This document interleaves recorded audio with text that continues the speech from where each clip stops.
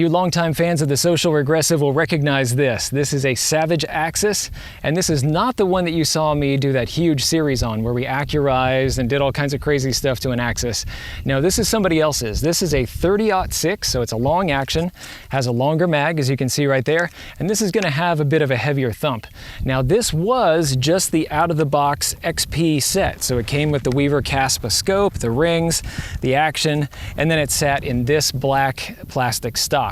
Now, as far as plastic stocks go, the Axis actually has a pretty good one. It's not very flexible, it's actually pretty rigid, and it has a comfortable hand grip that you can see right there with that little hook at the bottom. So it's not completely laid back. You could shoot this in the prone if you wanted, or from some other kind of stances.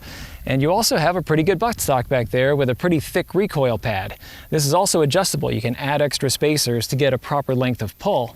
But I decided to take this rifle and really bring it up a lot by changing out this stock to this one. Yes, a lot of these nice plastic stocks that you can buy out there, they feel good, they're lightweight, they're going to be easy to pack out into the woods, but there are some problems, and the biggest one is going to be its balance.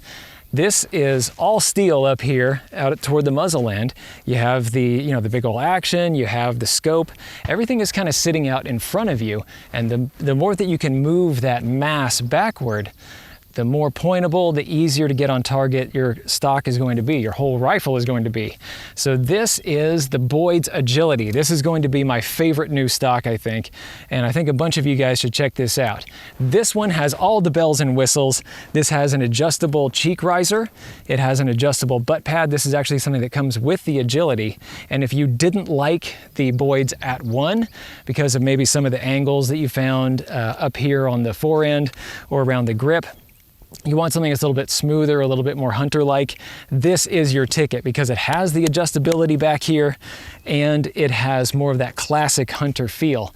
This does have, you can see that the grip is not quite so swept back as it was on the stock that came with this rifle, and it's also not going to be as swept back as a lot of the other stocks you're going to find out there. This one's a little bit more upright. So if you have to take a shot from some kind of weird angle, like maybe from a seated position, from prone, this is going to be much more comfortable for you. And I think even in this position, hunting, this is going to be much more comfortable. I've got a man-sized target out there at 100 yards. So this should be a relatively easy shot. I'm going to see if I can just offhand, using different stances, put some rounds kind of through the center of mass. Let's try kind of a quick offhand shot. And I have no idea if this scope is actually on. This is somebody's rifle after all.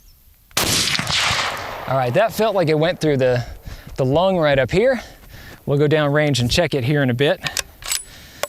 But one of the other nice things about having that extra mass, that 30-06 punch, didn't feel like much at all. We also have a good squish going on back here with the pad. Stay around for details. I'll talk you through all the things that are in this particular stock. All right, we're gonna try more of an upright sort of position, more like a target shot. So if this was a difficult kind of long shot on a deer, I'd probably do something like this.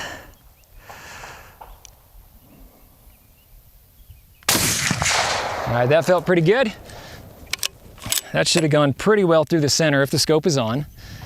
And let's see, let's just do another kind of quick one. Let's see if we can swing up into the target.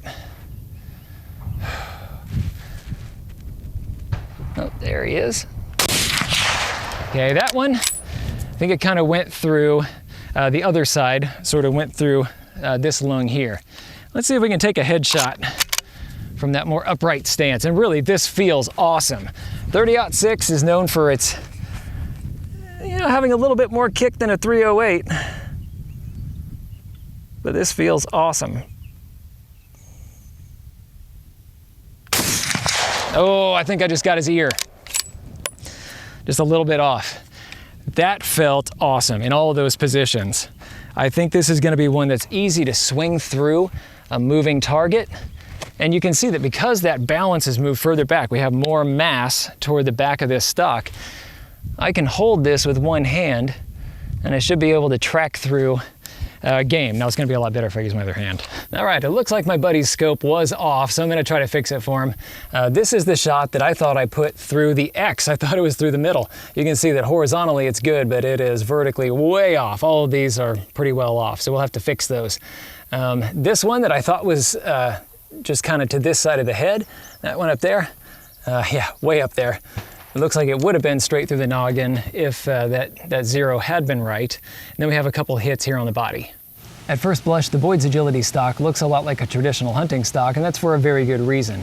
We want all the hardware to be roughly in a line so that when we take that offhand shot, the recoil goes straight into the shoulder and straight back. We don't want the muzzle to go wandering off anywhere, and we don't want anything to get thrown off for a possible follow-up shot. This is going to stick to that pattern, but it's going to make a whole bunch of really nice changes that make this a very different experience than what you get if you have one of these plastic stocks, especially that comes on your average rifle. One of the first things that I'd like to point out is how thin the wrist is on this Axis stock. It's just a small grip overall, and that means that it's going to work for everybody, including children. Well, that's not the case with the Agility. The Agility really is set up for adults. You can see that the wrist is quite a bit thicker, and that the palm swell, if you look especially down at that cap at the bottom, look how much thicker that palm swell is. This fills the hand very nicely, and this feels comfortable not only in that offhand position, but when you're on the bench and you have an elbow down, or when you're prone as well. That was one of the things that shocked me the most when I got down and did a little bit of prone work afterward. I wanted to make sure that the scope was on for my client and kind of get everything all squared away. And it felt perfectly natural. One of the best compliments that I can give any piece of hardware is that I don't notice that it's there. And I actually didn't even think about it until afterward. I'm used to a stock like this. If I'm down in the prone, this kinks up my wrist. It gets uncomfortable very quickly. But this felt wonderful. I could shoot all day in the prone with this, I think. It just felt great. So if you are not only a hunter, but you want to be able to spend the off season doing some target shooting or on the bench, this is going to feel a whole lot better than your traditional stock. Moving forward from here, we have a little bit of a difference in the fore end as well. This fore end is pretty thick, as you can see. Now this is set up so that they can go ahead and put in a bull barrel or a varmint barrel if they want, but it's also going to have the added effect of really filling the hand well. Again, this is for adults. If you don't want to have to wrap your hand all the way around and touch the barrel, this is very comfortable.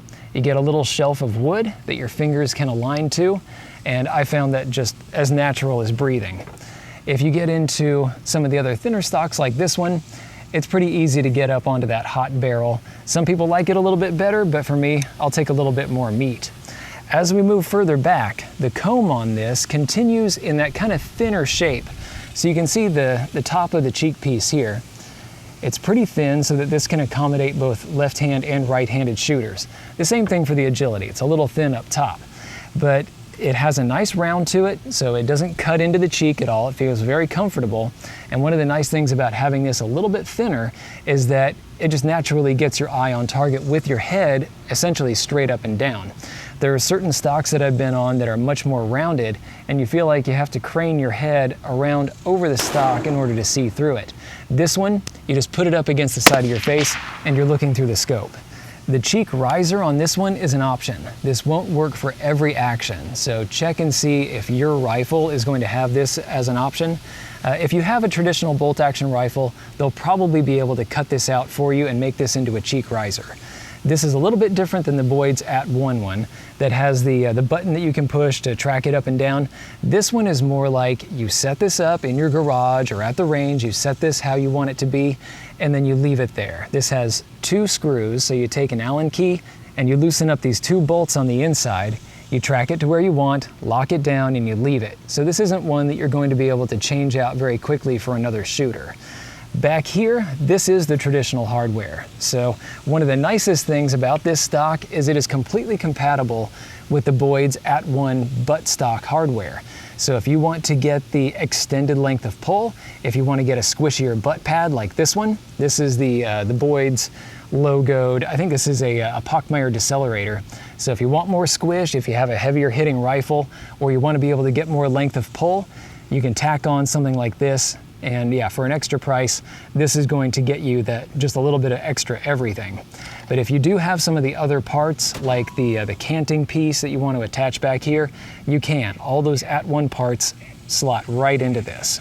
One deviation from the @1 that you can see under here is that they've kind of hollowed this out. So we now have a cutout section for a bag rider. So you can just pop that on a bag, and it's going to be a very stable sit. You can see this isn't moving around very much. So yeah, if you have some kind of sandbag or whatever, you can pop it up in here. It feels really good. It's not going to track quite as much as if you had just a straight sort of heel section under here. So if you want to be able to get a lot of vertical adjustment, you can still get it by sitting on top of this back piece here. But just to let you know, it's a little bit different. And I think they did that mostly for weight savings. That's going to keep this from getting too heavy on the back end. Right now, the balance is perfect. I think they nailed it, and it's a good thing they milled that out. Sling swivels are included on every Agility stock, one at the front, one at the back as usual. You can unscrew these if you want to make things flush, if you want to be able to ride bags and you're not concerned about a sling or a bipod. But now we get into some of the really cool things that can make this not just a functional rifle, but one that really feels like yours. First off, you can choose from the color of your laminate. This is called Shady Camo. This is one that works really well for Oklahoma. If I were to leave this in the forest, it would just kind of disappear, and I would just hope to be able to see the black here. This is a really good camouflage for our area. There are some other camouflages as well, and if you want to get a little bit crazy, like support your favorite school, OSU over there, you could get orange, you could get blue. There are some that stand out a little bit more. I like the classic look myself, and for those of you that really like the classic look, you can get their different levels of walnut as well. Some other ways to make this feel more personal and more upgraded, more like an heirloom piece. I know that this is probably a $250 rifle, but you can see how good looking it is right now, and you can do this to whichever rifle you have.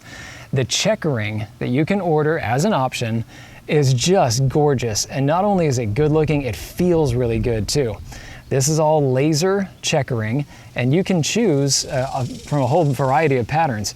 You can get some diamond shapes, you can get traditional checkering, and then there's this. I chose this scale one that to me is not only just beautiful looking on this rifle, it grips the hand really well. It's much more three-dimensional than I was expecting. I hadn't tried the laser checkering before, but this just grabs really well, and there's a lot of depth to it. We also get the framing going all the way around.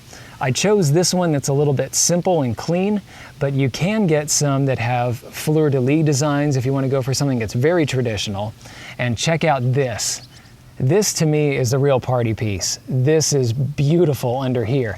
Not many people will ever see this checkering that you have on the underside of the forearm, but I love it. If I had this in a glass case, I would prop it up so that people could see it all the time. It looks good, it feels good. It just fits on the hand really well and prevents things from moving. I think it's gorgeous. And again, whatever kind of setup you get back here on the grip, you can also get out here on the forend. I absolutely love the Boyd's Agility stock, and I think a lot of you guys will as well. This is one of those that to me meets that compromise setup better than any other. This is one that will work really well when you're offhand, when you're kneeling, when you're sitting. But then when you get on the bench and you get down in the prone, this is going to work extremely well, and it's going to feel comfortable in all of those situations. Not only is it going to feel good, it's going to look good. So yeah, I got to give this one 2 thumbs up. When I first pulled this out of the box, I was blown away by it. I liked the pictures that I saw, but there's just something about getting this in hand and feeling how this works. It's a very natural reach to the trigger. My hand falls perfectly on the grip. I don't have to think about adjusting anything. My trigger finger is exactly how I want it to be. It's not a reach to try to grab it. I can keep my finger on the side of the trigger guard if I want for safety. Easy reach to the safety. This is going to be comfortable in all kinds of situations, and I'm going to very highly recommend this stock. You don't have to get all the upgrades. I'll put a price around here somewhere if you want to see what this one ended up costing with the options of the butt pad, a trigger guard, an adjustable cheek riser, the checkering. Yeah, this one added up a little bit. But if you get the base model, you still get the wonderful laminate, you get the great feel, the great shape overall, and you still get the adjustable butt back here. So I'm gonna highly recommend this. Even if you are on a budget, you can still get a good model.